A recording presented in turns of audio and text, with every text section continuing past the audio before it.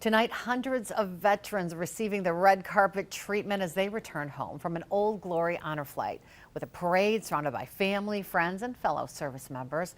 A welcome home celebration held tonight for the first honor flight of the season. Veterans from all over Northeast Wisconsin, representing most branches of the military, returned from Washington, D.C. to a sea of red, white, and blue at Appleton International Airport.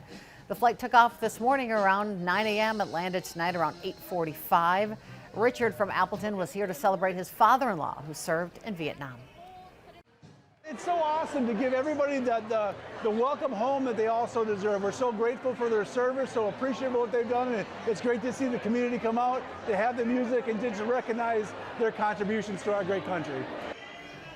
An honor flight, always a meaningful way to say thank you to veterans for their service. The trip is always free of charge, and it is one that most will never forget. Thank you and welcome home.